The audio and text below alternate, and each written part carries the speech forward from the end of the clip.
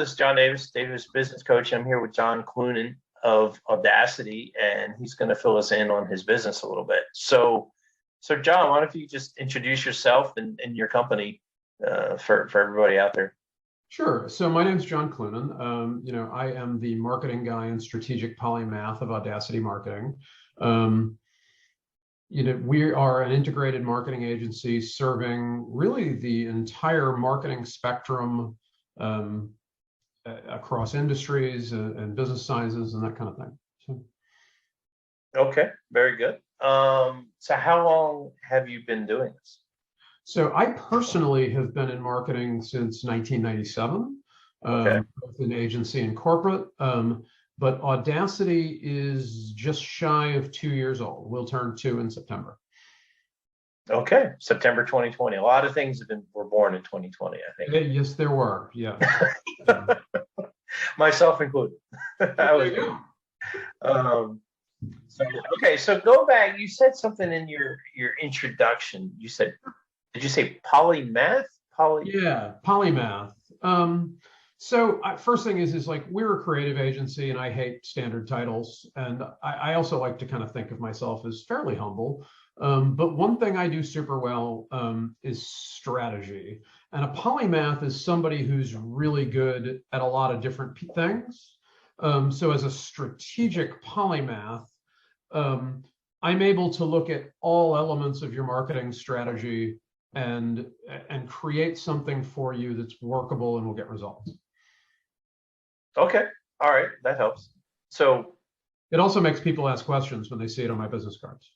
Right, and it's interesting definition because you talk about the jack of all trades, right? But you're not saying jack of all trades, master of none, because you're master of all trades.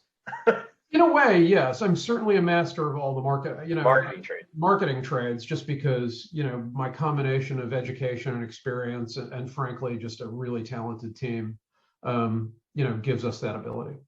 Right. It's interesting. I think some people understand this very well. Some in my audience who are mostly business owners, smaller business owners, the good and the bad as they see marketing. Some understand how complex marketing can be. Yeah. The bad is some see how complex it is. Yes, of course. And it's not just any one strategy. No. They have to fit together.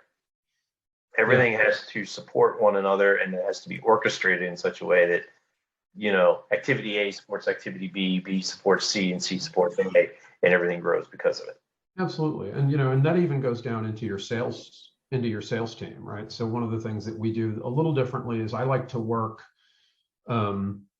be joined at the hip with your sales leadership. Okay. So that we can support their efforts in the best way possible. All right, I could talk for hours about the combination of sales and marketing.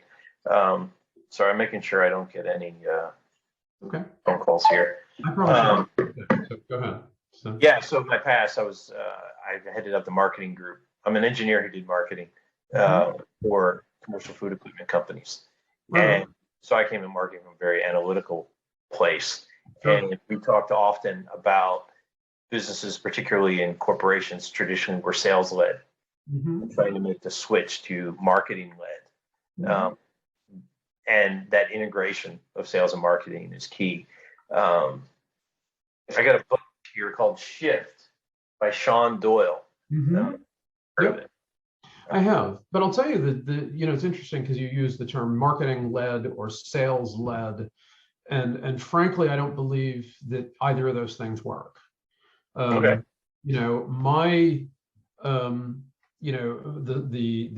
hill that I've chosen to die on, both in corporate and agency, is that marketing and sales are colleagues. Sure. They should be equal, and they should work together. Because essentially, one gets you to a certain place and then the other takes over. Now, there's a lot of overlap in between, but if your sales group is not working with your marketing team or vice versa, then you're not optimizing that effort. So. No, I agree with that. I think the marketing led means more kind of first, more the leading edge. Oh, absolutely. than where it used to be the salespeople were the leading edge and marketing was just rebranding. This, I don't think it was in charge. It's more. Yeah, I just, I get touchy about that one. So.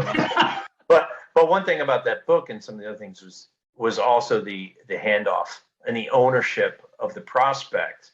I believe in today's larger businesses for sure is the handoff is later in the process. Absolutely. As well, really. It used to be, oh, got a lead, here you go, throw it into the sales funnel. Now it's the marketing funnel to a certain point before it's handed off. Exactly. That's the shift. So anyway, like I said, we could talk for a while on that. Yeah, we're getting ready to release a blog post and a webinar on that topic. So I've been deep in it for quite a while. So. Oh, excellent. Well, look forward to seeing that. So who are your best customers or your target customers? So really there's two groups. So about 20% of our total revenue is small companies who come to us for projects, right? Build us a website. We have an event that we want promoted. Do a single campaign on a topic or a product. So that's about 20% of total revenue. And that really can be any size company as long as they're willing to write us a check. The other side of that is larger companies. What I call mid-market, which to me is 20 to 80 million in revenue. And they hire us on a retainer basis for a minimum of 12 months to essentially run their program. I come in and build them a strategy that we execute on for 12 months for a flat fee retainer. Very good. A great indicator for who that company is how many marketing people do they have? If the answer is 1 or 0, we love those. We love that group because if it's 0, we're the marketing department. If it's 1, we're supporting that person in order to create longevity within that space. Because the average marketing manager in the Atlanta market stays for 2.6 years. Yeah, I believe that. So. Yeah. And if it's 1, that probably means they have that as part of one other job, 1 or 3 other jobs. Marketing is one of their things. Yep. So greater than 20 million with very few employees is perfect, right? Yep. Yeah, or very few marketing employees, right? I mean, because we've got one company that's got something like 3,000 global employees, but there's 1 marketer. Well, yeah. So I was with a company. I got, and at one point there were 4 people in the marketing group, and it went down to 1, but we moved more in a retainer in a firm. And the issue is everybody always sees the price of the retainer, and what I had to explain to them is yes, but this is equal to 1 highly qualified employee, and 1 highly qualified employee cannot do the breadth and depth of work that you're going to get from a firm. Absolutely. I mean, you can't have experts in all these things. No, it's funny because you're singing my song because that was a blog post that we wrote, I think 3 months ago, was just doing the math on this, right? Hiring a marketing manager in the Atlanta metro is about $105,000 a year. Add the load, you're in at about 130. You can hire an agency to do an awful lot, and you get expert SEO, expert graphic design, expert web dev, right? All those things for the price of 1 team member. Absolutely. Absolutely. Okay. So another question, and this has changed. It's not just COVID, but COVID, the last few years has just been a mess. Yeah. There's just so much change and turmoil. I'm going to keep politics out of it, but everything else has been just a mess and created a lot of change. So what changes have happened in your business in the last 3 or 4 years? Well, of course, we've only been around for, we're in our 22nd month right now. Okay, true. Yeah. But, COVID was the catalyst for me starting this company. Okay. I was on a long-term consulting gig with a Fortune 1000 company, helping them turn around some software products that had fallen on their face. And then I got a phone call on April the 10th, 2020, saying, "We're done. It's been nice talking to you." And what I found out later was that they actually released their entire global contractor population that day. 2,000 of us simultaneously. Wow. And then like 40 days later, I turned 50 and kind of went, all right, what do I want to do next? Like, what's the next chapter here? Right. And I sat on that for like 4 months. And then trying to get a little perspective, I jumped on my motorcycle. I rode with me in a tent, and I rode to Maine. Turned around, spent a couple days up there, turned around and came back, and then a week later, I started Audacity. So because I decided I really wanted to create the company that I wanted to work for. So you did a lot of thinking on that ride. Oh, absolutely. I mean, It was very therapeutic.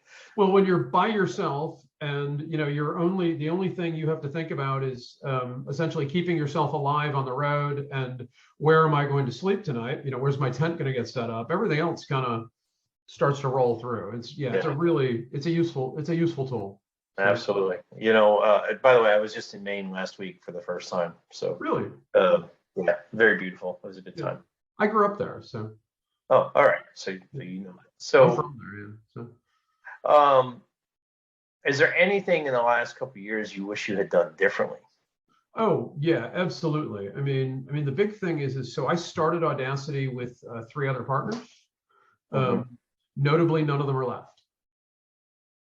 Okay. So I really wish I had been a little more selective about who I wanted to go into business with. Because what I ended up doing was one of them bailed out within 30 days, saying, hey, I just decided this isn't what I want to do with my life. And then I bought out 2 others because I really wanted to go in a direction and scale at a certain rate, and they didn't want to do that. So I essentially wrote them checks to go away.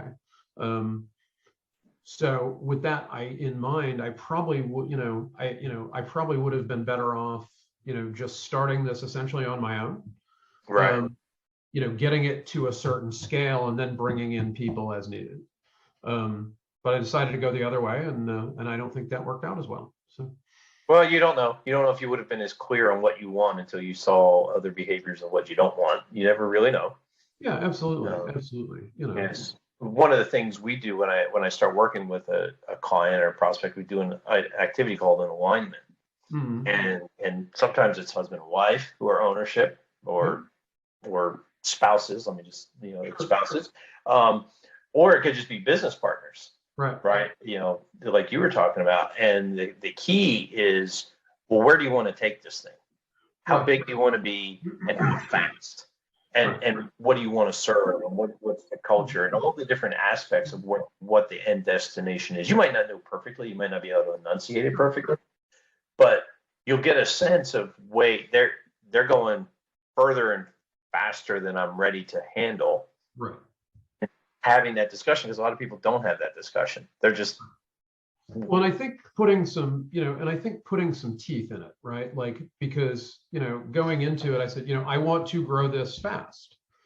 And my definition of fast growth and their definition of fast growth was not the same definition. Right. So what I should have, done, what I should have done was, okay, this is the rate at which we scale. I anticipate we're going to scale. These are the revenue targets I think we need to hit in the next 3 to 5 years. Are you ready to do that? So I think there was a communication gap there, just simply about speed as much as anything. Yeah. So that's good advice for anybody who's thinking about starting a business, and particularly starting with partners. Make sure you're aligned. Absolutely. Make sure you have similar goals, or at least have the ability to decide on the fly. We'd be at least, we'd be, I'd hate to say it, but I think we probably lost a quarter. Right. In the last, and when we're only 2 years old, a quarter's a long time. Right. Oh, of course. Yeah. That's a huge part of your life. Yeah. So have you structured anything in the past? I mean, obviously you're still building it 2 years in, but are there any key aspects of your business that you've built thus far that are going to be a permanent basis in your business going forward? Yeah, absolutely. And there's four things, and they largely have to do with I mentioned building the company that I want to work for, right? Mhm. So one piece of that is diversity. Um, I want this company to I want this company to be diverse, and not just because it's the right thing to do, because you get better creativity and better productivity. That's not what John believes. There's data on that. Right. So that's one thing. Authenticity is important to me. I want to give people the space to actually show up the way they are. As an example, I'm sitting here in a t-shirt and shorts. Right. And that's how I show up for client meetings. Whether it's our, we have a $500 million software company in Chicago. Now granted, I visited them in the winter, so I was in jeans, but like that's what I show up. That's how we show up. I have team members who are gender nonconforming, and they show up just as they are. Right. And that's important to me, is that to create the space for them to do that. Another piece of that is treating people like human beings. So, and there's aspects to that too, right? Is one, we pay competitively. We could be probably more profitable, but we pay well. Another one is I don't pay by the hour. Nobody's paid by the hour. If we can avoid it, because I'm not here to rent your time. I'm here to compensate you for the value you bring to the organization. Okay. What that also means is when you do your work is up to you. You're paid on an objective, right? Like these are the things that need to happen. You need to make them happen. If they happen, I don't care if you do it between 3 in the morning and 7 in the morning, as long, the only thing is you've got to be available for a meeting occasionally, Sure. Another one is my graphic designer called me up the other day and he says, hey, I got to bring my son to the doctor in the middle of the day. And I says, yeah, I don't care. And it's not that I don't care about his kid. I very much do. Right. I'm very invested in these people. But like, you do what you have to do to have your life. And as long as you get your job done, the rest of it's up to you. Right. And the last piece of that is transparency. Everybody on the team can tell you to the dime, how much revenue did we bring in last month? How profitable are we? How much money did John bring home out of that? Right. How much do my peers make? We pay, and similarly, like if you're doing the same job, like I get 3 copywriters, right? They all make the same money, doesn't matter. So there's a lot of transparency there, and that gets a lot of buy-in for us.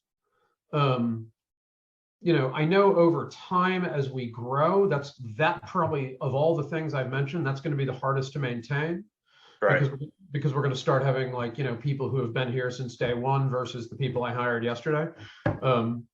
There's going to be some seniority issues and that kind of stuff. But those first 3 are like, those aren't going away. Yeah, I think the concept of that, and I forget there's a larger company that was it IKEA? I think it was IKEA. Yeah. Yeah. There's a lot of noble basis in those approaches, but it's sometimes it starts to feel a little bit impractical. I think as you get, like as an example, you have, like 3 copywriters as an example, right? Yeah. So, if we get 5 years down the road and I still have those 3, and then I hire another one, do I pay that one the same as I pay the 3 that have been with me for 5 years? I don't think so. But then you've got okay, well, you've been here 5 years and you make this much, I just got hired and I make that much. And there's kind of it starts to become an issue. Yeah, I think the key though, that transparency around the health of the business though, maybe not what the individuals make, but what the business is making, I think is important. I worked in a company that ended up with, I think it ended up was 3 sets of books. Right. Not from a legal compliance issue, right. Books, but there was the legal books. There was the there was what was purported up to upper management, and then what was shared with employees. Right. Because it was all supposed to be transparent, but it really wasn't, because if we overstated one or the other, then the incentives would have been different. Absolutely. And and the way that we actually do that is all of the, of course, it's done in a like an aggregate format, but like you log onto our SharePoint site, and the first thing you're going to see is our revenue and our forecast. You can see graphs and some base numbers, and you can click into those and dig down. So if like you really want to look at what the bookkeepers wrote down last month, it's right there. Right. I don't, tracking the analytics, I think the only person who's ever done that is me, but but it's available to them. But it makes it easier. It makes people, they're going to trust you more, and then everyone's going to be on the same page, right? When you say, hey, revenue's down by this, or revenue's up by this, people can get on the same page. You're like, oh, I don't want to add more people to my team. Well, we're about to grow 20%. You're going to need it, right? This is going to be uncomfortable. Right. Well, and even just things like, we've talked about, talking about, I want to hire a BDR, right? Because currently I am the sales team, and I need some assistance in that space. But when the team, and I look at the team and say, we can't do that yet until we gain this much additional revenue. So they get an understanding of, what does it look like? Why are we not hiring this person that we've said we're going to hire? Because we're not prepared to. Yeah. So, why are we in this area? That's why. Yeah. Exactly. So what's been your biggest learning since you started the business? I mean, the partner thing was huge. I think the big one is just surrounding myself with exceptionally talented people. I never want to walk into my team meeting and be the smartest guy in the room. It's not my job. And we have done some pretty remarkable things with a pretty small team. And the ideas that come out of that group are just stunning. I just, I thank, I kind of go, thank goodness that I get to work with these people on every single day. So. Right. Well, it sounds like the team's fitting the name Audacity, right? When you say astounding things with a small team, that's kind of audacious goals, right? Oh, absolutely. Audacious. And we're big on culture, right? Like, just something that I'm super proud of is we have 100% voluntary staff retention in the last 20 months. Nobody has left, except for the partners that I bought out, and those were obviously not voluntary. So the people that come here, they, I think because of our transparency, they know what they're getting into, and they like it, and they stick around. And they also know, I think, that I'm building this not just for me, but for them. Yeah, I had two experiences, two different sides of that coin. One where we had high retention because of the culture and the buy-in, and the results were great. And then another where it was not that way. And results reflected it, the culture. So, okay, is there anything that you want people to know about, any opportunities or offers, things that you're doing in the near future that you want to make people know is coming? Yeah, absolutely. I mean, I think probably the biggest one is that we're launching 4 informational webinars in the next 6 months. About marketing practice. I think the first one launches in about 8 weeks, so mid-September. Okay. And these are, and they're free webinars. You register, and we're going to give you some information as to how to better your marketing program. There's no obligations, there's none of that stuff. So, and we're, like I said, we're doing 4 of those. Actually, it's not even in the next 6 months, it's before the end of the year.